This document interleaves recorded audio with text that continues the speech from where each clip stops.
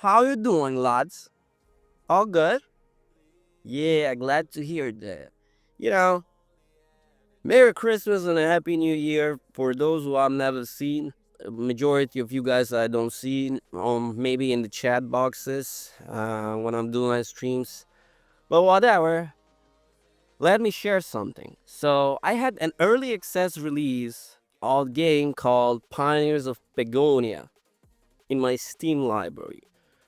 And since there was some holidays preparations and shit. So I decided to do the review about this game, and I never jumped in it, despite my love for the city builders, as you know me.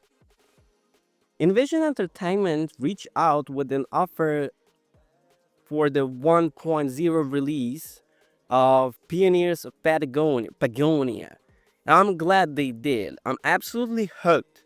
And I just spent, I don't know, I don't know how many hours I spent because I was playing it at night. But again, let's don't let's not dive into the details and let's dive into the review. So, Pioneers of Patagonia is the game of rebuilding and exploration, but it's a city builder that offers more ways to play than I have experienced before.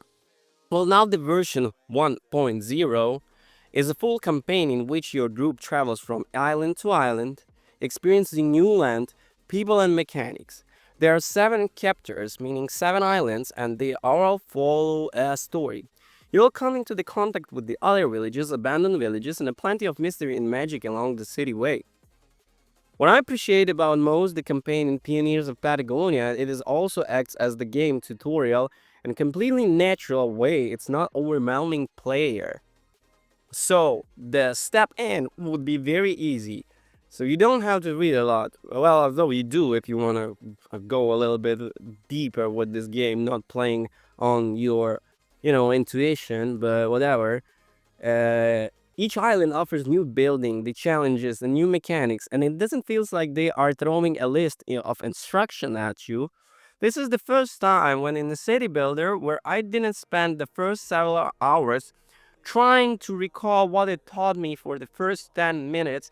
Where should I press? What should I do? Why should I build? Why it requires to build this and that and blah blah blah and so on. It's usually how it goes.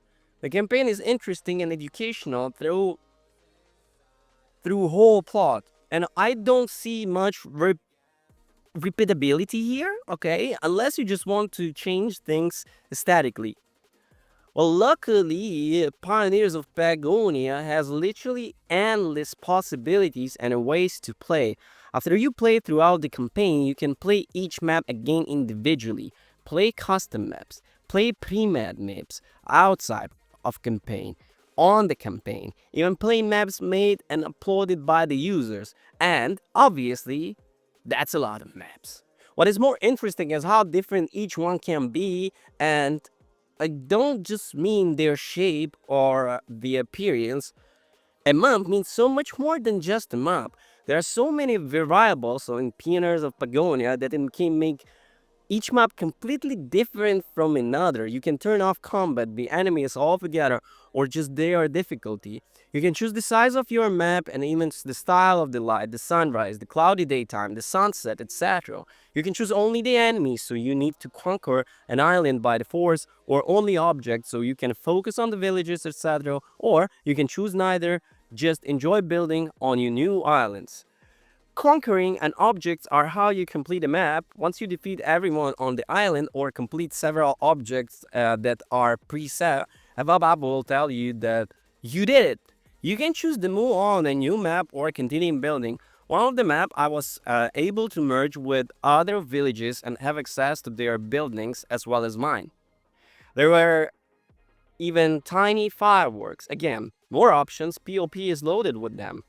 One of the most important choices you have to make in the Pioneers of Pagonia, it is which island you choose. There are 9 total islands, ranging from lush forest to the high mountains, vibrant meadows, and the lakes. and everything in between, also the swamps. I'm just joking. This may sound so cosmetic, but the layout of the maps plays directly into the design of your island and how the game will unfold. This includes resources such as raspberries, deers, and fish, different types of soil for variation crops, how plentiful different ores are, the kind of treasure you may find, or even the locations of buildable areas. Each one features a different difficulty level, and all of that comes before you even start the game. It's a lot to take in. Once you begin, you'll start on the island with a certain number of people and building from the scratch.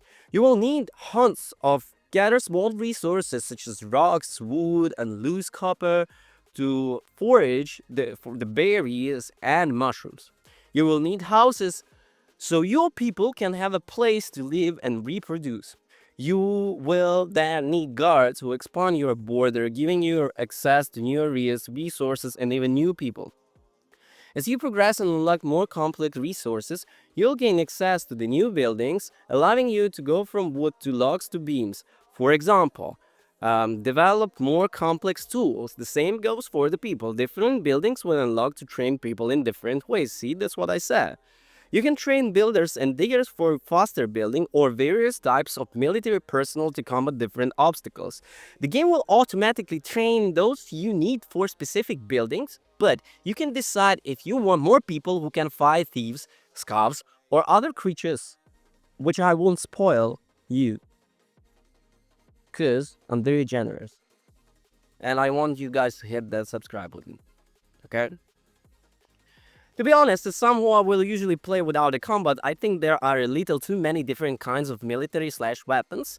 It doesn't really affect anything, and if you don't use them, I just noticed that when I was playing with the combat and enemies off, there were so many buildings I didn't even need to place. Seeing the little zero under, it made me feel like I was wasting it. I'm pretty sure that is my only complaint about Pioneers of Pagonia. The graphics are adorable, and I would often zoom in and watch everyone work. Curies bring different items around the map so buildings have supplies they need. You can zoom in and see exactly each one is carrying, like rotation stones or berries. There are also tiny traffic jams when you don't have enough roads for them to take. I would say bunnies being almost larger than the deer, and it's an interesting choice, but they were so cute, so I don't care. And Pioneers of Pagonia is not only one of the cutest, but also one of the most substantial city builders I have played for a long time. Its endless content, ability to pass hands-on and hands-on, open new maps, and etc. as you like it, its sliding difficulty to make POP one of my favorite games in past 2025. But nevertheless, thank you for watching and let me know what you think about. Peace.